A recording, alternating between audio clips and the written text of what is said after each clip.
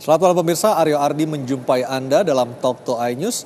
Majelis Hakim Pengadilan Negeri Jakarta Utara siang tadi membacakan putusan yang menolak eksepsi atau nota keberatan Ahok dan kuasa hukumnya dan memutuskan sidang akan dilanjutkan pada Selasa pekan depan 3 Januari dengan agenda mendengarkan keterangan saksi dan lokasi sidang akan dipindah dari Jalan Gajah Mada menuju kantor Kementerian Pertanian di Ragunan, Jakarta Selatan.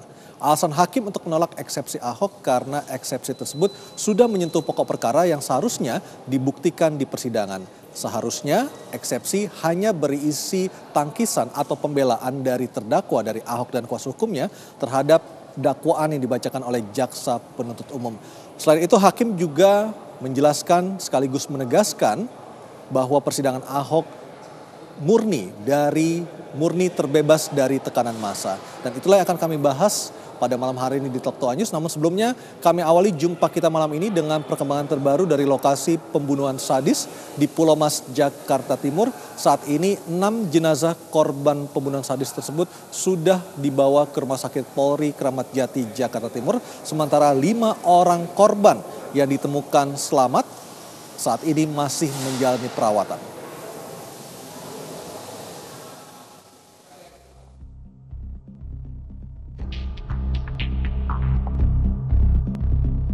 Pihak keluarga korban langsung histeris ketika tiba di kediaman korban di Jalan Pulau Mas Utara, Pulau Gadung, Jakarta Timur yang menjadi tempat pembunuhan. Dari 11 korban, 6 orang diketahui tewas dan diduga akibat kehabisan oksigen karena disekap di kamar mandi bersama 5 orang lainnya. Sedangkan 5 orang yang mengalami luka telah dilarikan ke Rumah Sakit Kartika Pulau Mas. Sementara itu Kapolda Metro Jaya Irjen Pol M. Iriawan menegaskan petugas masih terus mendalami motif pembunuhan sadis tersebut. 6 orang ya, 5 orang disekap di satu kamar mandi kecil, 11 orang.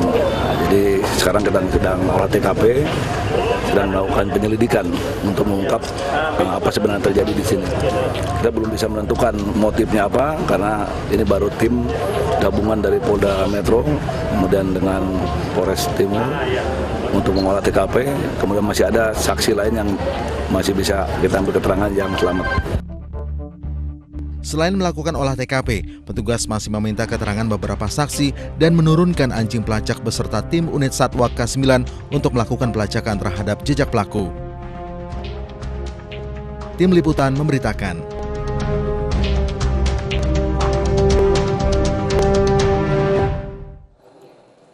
Polisi telah selesai melakukan olah tempat kejadian perkara di lokasi pembunuhan sadis di Pulau Mas, Jakarta Timur. Dan langsung saja kita menuju reporter kami Wahyu Seto Aji yang malam hari ini masih berada di lokasi di Pulau Mas, Jakarta Timur.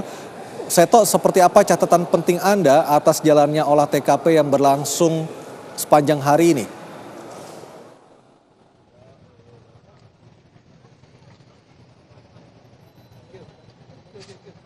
Ya, baik Aryo, untuk diketahui bahwa olah TKP yang telah dilakukan oleh kepolisian dirasa cukup untuk hari ini dan olah TKP akan kembali dilanjutkan pada waktu lain. Namun untuk saat ini kami belum dapat memastikan kapan olah TKP akan kembali dilakukan oleh pihak kepolisian.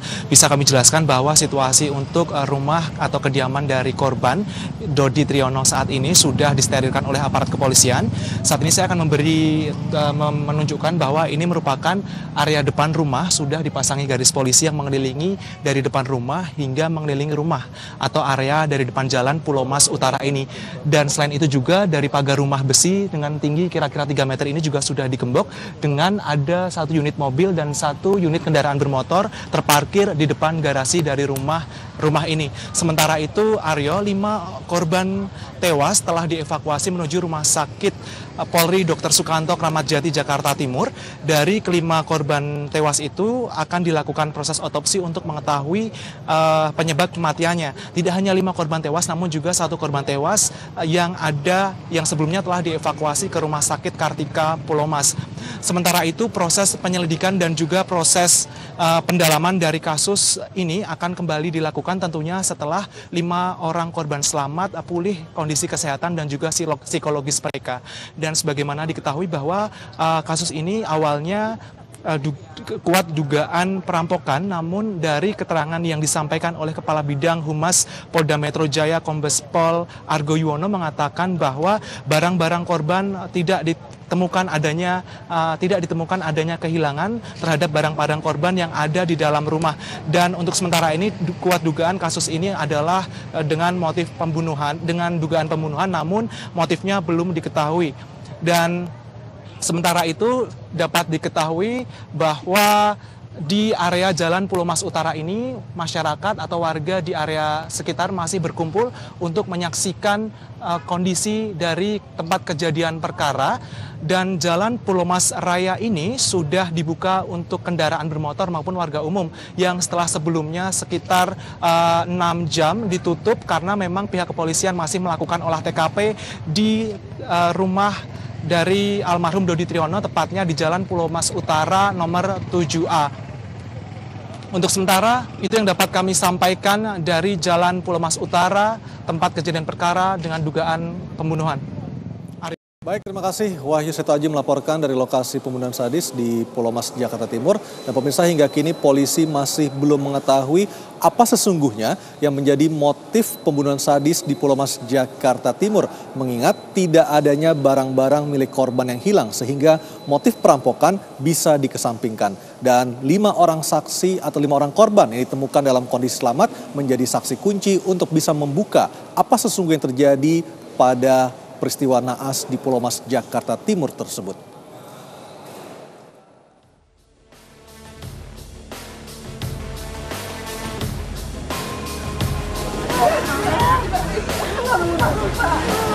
Pagi ini Jakarta gempar dengan adanya perampokan di sebuah rumah di kawasan Pulau Mas, Pulau Gadung, Jakarta Timur. Perampokan tersebut menewaskan 6 orang penghuni rumah serta 5 orang luka parah. Sementara itu, kepolisian masih terus melakukan penyidikan di lokasi kejadian. Di Indonesia, ini bukan kali pertama terjadi. Ada beberapa perampokan yang terjadi, namun setelah diselidiki, tak sedikit dari beberapa tersangka menyimpan dendam terhadap korban. Sebut saja perampokan dan penyanderaan yang terjadi di rumah mewah di kawasan Pondok Indah pada 3 September 2016 lalu. Asep, sang pemilik rumah serta keluarganya berhasil diselamatkan.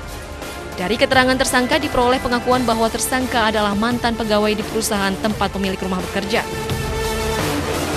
Sementara pada Juli 2015 silam, satu keluarga tewas mengenaskan dibunuh orang tidak dikenal di dalam rumahnya di Kabupaten Kota Waringin Timur, Kalimantan Tengah. Polisi menduga pembunuhan dilatar belakangi dendam sebab harta benda korban tidak ada yang hilang. Tahun 2013 silam, sepasang suami istri jadi korban perampokan di Desa Sumber Agung, Desa Plumpang, Tuban, Jawa Timur. Suami korban meninggal dunia sementara sang istri berhasil diselamatkan. Belakangan terungkap motif sebenarnya dari pelaku karena pelaku mengaku kesal karena kerap disebut maling oleh suami korban. Masih banyak kasus-kasus perampokan dengan motif dendam pribadi karena polisi tidak menemukan barang-barang pribadi korban yang hilang di lokasi.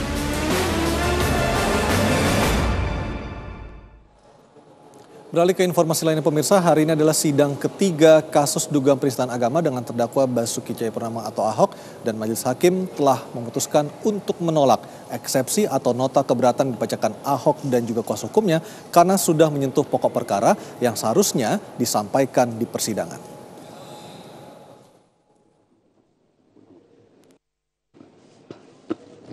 Selasa pagi, terdakwa kasus penistaan agama Basuki Cahayapurnama kembali menjalani sidang lanjutan. Sidang ketiga ini beragendakan putusan sela dari Majelis Hakim Pengadilan Negeri Jakarta Utara. Silakan diberi waktu. Dalam sidang yang digelar sejak pukul 9 pagi ini, putusan dibacakan Majelis Hakim secara bergantian.